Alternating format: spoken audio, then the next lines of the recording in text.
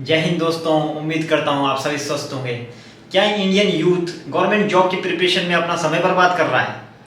इस सवाल को डिकोड करने से पहले सबसे पहले ये जानते हैं इंडियन यूथ गवर्नमेंट जॉब की तरफ आकर्षित क्यों हो रहा है। इसका एक कारण तो है सोशल स्टेटस। आज गवर्नमेंट जॉब एक सोशल स्टेटस का सिंबल बन चुका है। जिस व्यक्ति के पास सरकारी नौकरी है उस व्यक्ति को समाज में ऊंचा दर्जा दिया जा रहा है और अन्य व्यक्ति जो प्राइवेट नौकरी की तरफ जा रहे हैं उनको हीन भावना से देखा जा रहा है। सरकारी कंपनी चाहे मुनाफे में हो या घाटे में हो, वो अपने एम्प्लॉय की सैलरी कट नहीं करती है। और दूसरी तरफ प्राइवेट नौकरी में क्या होता है, जैसे रिसेशन, जैसे कि कोरोना महामारी आई, प्राइवेट कंपनियां जरा भी समय नहीं लेती है सैलरी कट करने में। और एक और कारण है गवर्नमेंट जॉब में सिक्योरिटी होती है और जो गवर्नमेंट एम्प्लॉय होता है उसको सरकार सैलरी के अलावा भी और भी कई सारे भत्ते देती है, जिसमें रहने के लिए घर मिलता है, स्वास्थ्य सुविधाएं, बीमा और पेंशन जैसी स्कीमें उनको मिलती है और रिटायरमेंट के बाद भी काफ़ी उनको लाभ मिलता है। वहीं प्राइवेट नौकरी में ऐसा नहीं होता है। वहाँ पे आपकी जॉब सिक्योर नहीं होती है।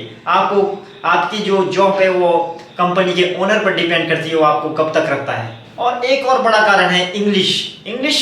जो गांव से आए बच्चे हैं, प्राइवेट नौकरियां उनको बहुत जल्दी से नौकरी नहीं देती है क्योंकि उनकी इंग्लिश वीक होती है। वहीं वो लोग सरकारी नौकरी की तैयारी करने लग जाते हैं। इसलिए भी एक बड़ा कारण है सरकारी नौकरी की तरफ युवाओं का रुझान बढ़ने का। साथ ही साथ एक अन्य कारण है पेरेंट्स का प्रेशर। पेरेंट्स भी दबाव डाल रहे हैं आज बच्चों पर कि वो सरकारी नौकरी की तरफ जाएं। बच्चे का रुझान चाहे कहीं भी हो, फिर भी उनको जबरदस्ती उस ओर ले जाया जा रहा है। कोचिंग सेंटरों द्वारा गवर्नमेंट जॉब का महिमा मंडल वो जिस तरह से दिखाते हैं कि गवर्नमेंट जॉब के बाद आपको इस तरह से सैल्यूट मिलेगा, आपको गाड़ी मिलेगी, उस तरह से ये सब चीज़ें भी बच्चों को गवर्नमेंट जॉब की तरफ आकर्षित कर रही है। एक और कारण है ये है कि जहाँ गवर्नमेंट जॉब में वर्किंग टाइम फिक्स होता है, जैसे आपको 8 या 8.5 घंटे ही ऑफिस में भी टाइम बिताना है, वहीं दूसरी तरफ प्राइवेट नौकरी में कभी कभी 10 से 12 घंटे भी आपको ऑफिस में रहना पड़ सकता है और कार्य करना पड़ सकता है। अब हम यह जानने का प्रयास करते हैं कि एक एवरेज बच्चे के सिलेक्शन के चांस कितने हैं, उसके सिलेक्शन रेट की बात करते हैं। अगर हम यह देखें कि इस वक्त सेंट्रल गवर्नमेंट में कितने कर्मचारी नियुक्त हैं, उनकी संख्या लगभग 48 लाख है और भारत में लगभग इस वक्त 7 करोड़ बच्चे गवर्नमेंट एग्जाम की तैयारी कर रहे हैं और हर साल सेंट्रल गवर्नमेंट में लगभग 1 लाख या फिर 1,10,000 के आसपास वैकेंसी आ रही है। अगर हम इसको प्रतिशत में चेंज करें तो यह 0.15% आता है। इसका मतलब कि यह कितने कम चांसेस है एक बच्चे के सिलेक्शन के।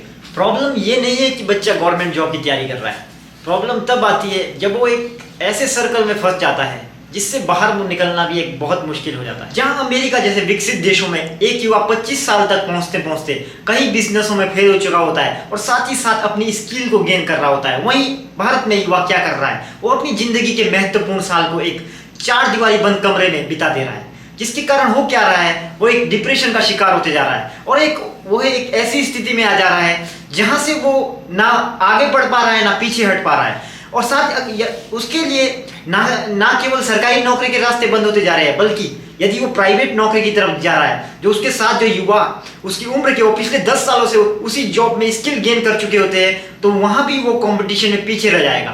तो ये भी एक बड़ी समस्या उत्पन्न हो जाएगी उसके लिए। इससे न केवल उन युवाओं की जिंदगी पर प्रतिकूल प्रभाव पड़ रहा है, बल्कि उनके परिवारों तथा इस देश की अर्थव्यवस्था पर भी नकारात्मक प्रभाव पड़ रहा है। अर्थात हम अपनी युवा शक्ति का राष्ट्रीय निर्माण में प्रयोग नहीं कर पा रहे हैं, तो हमें इस ओर सोचना चाहिए। तो सवाल ये उठता है, तो किसी भी बच्चे को अपना आकलन कैसे करना चाहिए कि मुझे सरकारी नौकरी की तैयारी करनी है या नहीं करनी है। तो इसके लिए जब आपका सिलेबस पूरा हो जाता है तो उसके बाद आप अपने 1 या 2 अटेम्प्ट के बाद आपको ये देखना चाहिए क्या कट ऑफ के मैं कितना नज़दीक हूँ।